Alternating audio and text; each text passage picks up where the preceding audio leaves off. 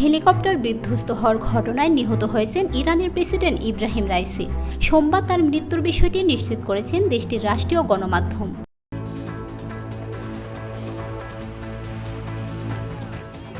এর মধ্যেই নতুন করে আলোচনার কেন্দ্রে উঠে এসেছে প্রেসিডেন্ট রাইসির মতাদর্শ ও রাজনৈতিক জীবন।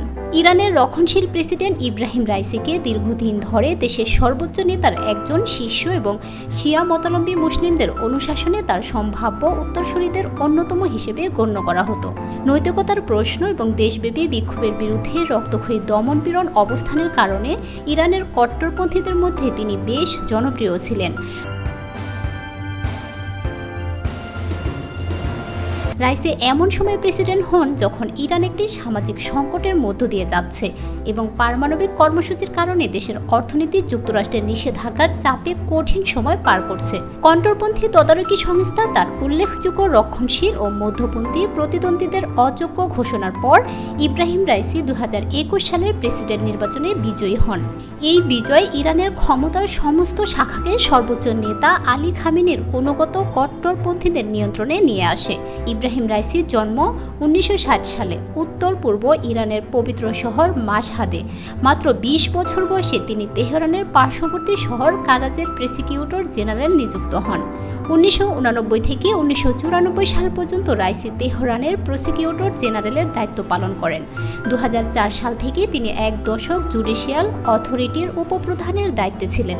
2019 সালে তাকে বিচার বিভাগের প্রধান নিযুক্ত করেন দেশটির সর্বোচ্চ ধর্মীয় নেতা আয়াতুল্লাহ খামেনি। 63 বছর বয়সী ইব্রাহিম রাইসি 2015 সালের পারমাণবিক চুক্তি পুনরুজ্জীবিত করার জন্য 6টি প্রধান শক্তির সঙ্গে স্থগিত আলোচনায় দৃঢ় অবস্থান গ্রহণ করেছিলেন। তিনি ইরানের ক্রমবর্ধমান উন্নত পারমাণবিক কর্মসূচিতে শুধুমাত্র ন্যূনতম নিষেধাজ্ঞার বিনিময়ে মার্কিন নিষেধাজ্ঞা থেকে উল্লেখযোগ্য ত্রাণ নিশ্চিত করার লক্ষ্য নিয়েছিলেন।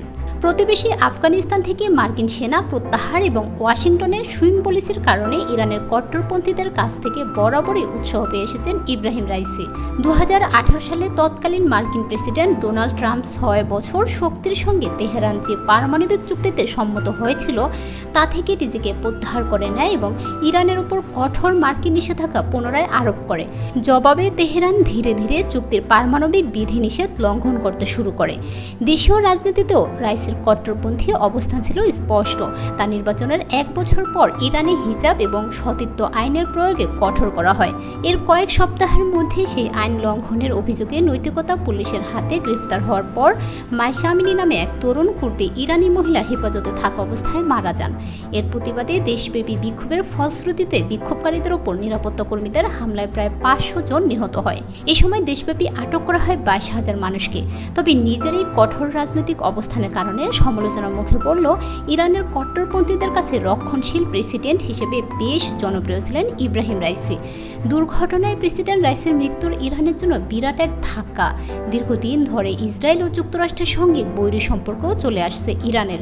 ইব্রাহিম রাইসি ক্ষমতায় আসার পর যুক্তরাষ্ট্রের নিষেধাজ্ঞা মোকাবেলায় প্রতিবেশীদের পাশাপাশি চীন ও রাশিয়ার সঙ্গে সম্পর্ক উন্নয়নে বিশেষভাবে মনোযোগ দিয়েছিলেন।